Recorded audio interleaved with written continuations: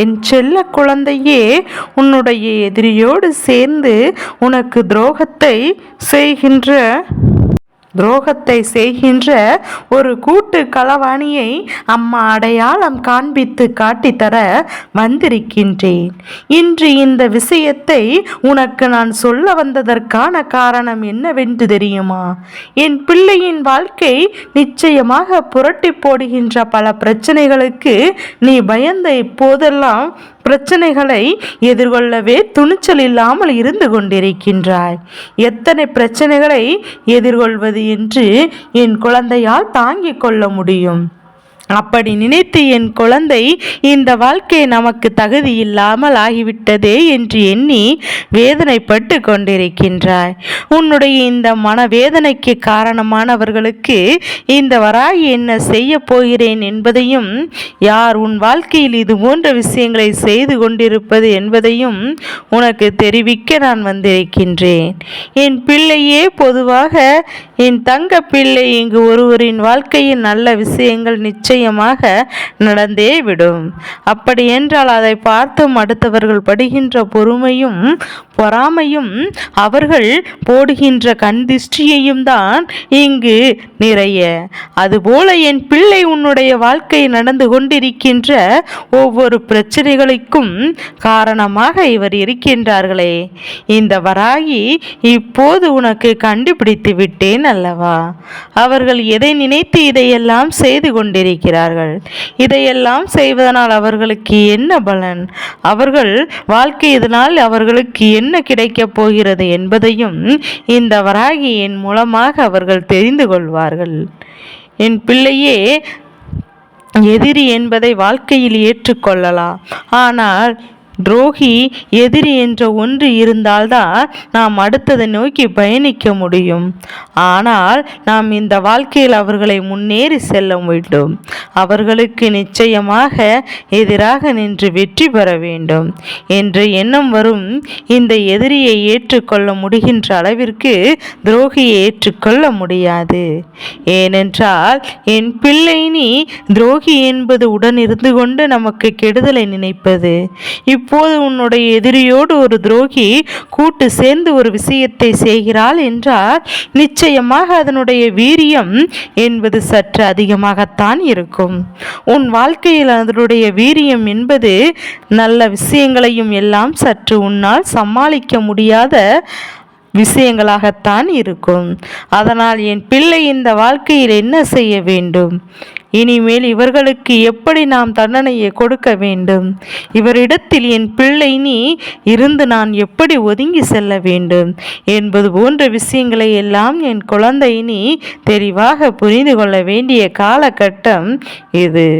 இதற்கு மேலும் என் குழந்தை இவர்களை விட்டுவிட்டால் இவர்கள் உன் வாழ்க்கையை நிச்சயமாக சர்வ நிச்சயமாக்கி விடுவார்கள். என் தங்கமே, வாழ்க்கையை வாழ வேண்டும் என்ற எண்ணம் உனக்குள் இருக்கின்றதல்லவா? இதனால் வரையிலும் எத்தனையோ கஷ்டங்களை கடந்து வந்து விட்டாய். அதுவும் மற்றவர்களால் தான் நீ இந்த கஷ்டங்களை கடந்து வந்து விட்டாய் அல்லவா? ஒருபோது முன்னால் உனக்கு எந்த கஷ்டங்களும் வந்தது கிடையாது. அப்படி இருக்கும்போது என் பிள்ளை, நீ வாழ்க்கையில் செய்ய நினைக்கின்ற ஒவ்வொரு விஷயங்களை எல்லாம் தெளிவாக செய்து விடும்போது வேறு எந்த பிரச்சனைகளும் என் பிள்ளைக்கு வராது. என் பிள்ளையே, உன்னை சுற்றி வருகின்ற இந்த எதிரி இத்தனை காலமும் உன் வாழ்க்கையில் உனக்கு செய்ய துரோகமானது உன்னை மற்றவர் முன்னிலையில் விட்டுவிடக்கூடாது என்பதுதான். அதிலும் குறிப்பாக உனக்கு சொந்தமானதை அவர்களுக்கு சொந்தமாகவும் வெளிக்காட்டி கொண்டு வர வேண்டும் என்று தெரிகிறார்கள். இவரோடு கூட்டு சேர்ந்த அந்த கூட்டு களவானினுடைய புகைப்படத்தை நான் காண்பிக்க வேண்டும் என்பதற்காக உன் முன்னால் என் பிள்ளை நான் அவரிடத்தினுடைய அடையாளத்தை தெளிவாக சொல்கின்றேன். அப்படி என்றால் நீயும் அவர்கள் யார் என்று நீ தெரிந்து கொள்வாய். என் பிள்ளை, ஒரு ஒருவர் உன் குடும்பத்தை சுற்றி உனக்கான அத்தனை விஷயங்களையும் கண்டுபிடிக்கிறார் என்றால், வேலைகளை செய்து கொண்டிருக்கிறார் என்றால், இந்த கூட்டு களவாணி என்பவர் உன்னுடைய இல்லத்திற்கு வலபுறத்தில் வசிக்கின்ற ஒரு பெண். என் பிள்ளை 2 பேர் சரிசமமாக பங்கெடுத்து கொண்டிருக்கிறார்கள். ஒருவர் உன்னுடைய இல்லத்திற்கு வலபுறமும் இருக்கின்ற இடத்தில் வசிக்கின்ற ஒரு பெண், இன்னொருவர் உன்னுடைய இல்லத்தில் இடப்புறமாக இருந்து வசிக்கின்ற பின்புறமாக வசிக்கின்ற ஒரு இல்லத்தில் உள்ள ஒரு ஆண் என்பதையும் நீ புரிந்து கொள். இந்த 2இல் ஒருவர்தான் இந்த கூட்டு களவாணி தனத்தை செய்து கொண்டிருக்கிறார் என்பதையும் நீ புரிந்து கொள்ள வேண்டும். உன் குடும்பத்தில் இருக்கின்ற பிரச்சனைகளை பயன்படுத்தி அவர்கள் உன் பெயரை கெடுக்க முயற்சி செய்கின்றார்கள். மேலும் மேலும் உனக்கு ஏதாவது ஒரு வகையில் துன்பத்தை கொடுக்க முடியுமா என்று தேடி திரிந்து கொண்டிருக்கிறார்கள். தேவையில்லாமல் உன்னுடைய குடும்ப விஷயத்தில் தடையிடுவது, உன் குடும்பத்தில் உள்ளவரோடு பிரச்சனை என்றால் அங்கே இவர்கள் தலையிடுவது, தேவையில்லாமல் பிரச்சனைகளை பெரிதாக்கி விடுவது என்பது போன்ற சூழ்நிலைகளை இவர்கள் உருவாக்கி கொண்டிருக்கிறார்கள். என் பிள்ளையே, இப்படியெல்லாம் இந்த வாழ்க்கை உனக்கு தருகின்ற ஒவ்வொரு சூழ்நிலைகளையும், ஒவ்வொரு விஷயங்களையும் என் பிள்ளை நீ செய்ய நினைக்கின்ற எல்லா சூழ்நிலையிலும் கடந்து வர வேண்டிய நாள் வந்துவிட்டது. இவர்களை கண்டு அஞ்ச வேண்டியது இல்லை. இவர்களை கண்டு இந்த வாழ்க்கையை விட்டு ஓட வேண்டியதும் இல்லை. ஆனால் என் பிள்ளை, இனி உன்னை பார்த்து இந்த வாழ்க்கையை விட்டு ஓட வேண்டும், எனக்கு இந்த வாழ்க்கையை வேண்டாம் என்ற முடிவினை இவர்கள் எடுக்க வேண்டும். அப்படி என் பிள்ளை இந்த வாழ்க்கையே வேண்டாம், எப்பேற்பட்டாவது இந்த வாழ்க்கையில் செய்ய நினைக்கின்ற விஷயங்களை சரியாக செய்துவிட வேண்டும். நல்ல நேரம் என்று ஒன்று இந்த வாழ்க்கையில் உனக்கு இருக்கிறது என்றால், அப்படி எண்ணும் போது நிச்சயமாக கெட்ட நேரம் என்று ஒன்று இருக்கத்தான் செய்யும். கெட்ட நேரம் என்ற நேரத்தில் அடியெடுத்து வைத்து பயணித்து விட்டாய். இனிமேல் நல்ல நேரத்தை உன் அம்மா வராகி அம்மா நான் உனக்கு தருகின்றேன். இது போன்ற மனிதனுடைய மனநிலையில் இருக்கின்ற எண்ணங்கள் தான் ஒன்றுமே செய்ய வேண்டாம். அவர்கள் செய்கின்ற வினையின் பலன்தான் அவர்களின் வாழ்க்கையை அளிக்கும். அடுத்தவர்களுக்கு செய்ய நினைக்கின்ற பாவங்கள் அவர்கள் குடும்பத்தை அழித்துவிடும்.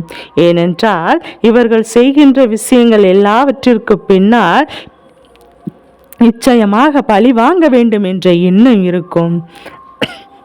அதை தவிர மற்றபடி வேறு எந்த ஒரு எண்ணங்களும் அவர்களுக்குள் இல்லை.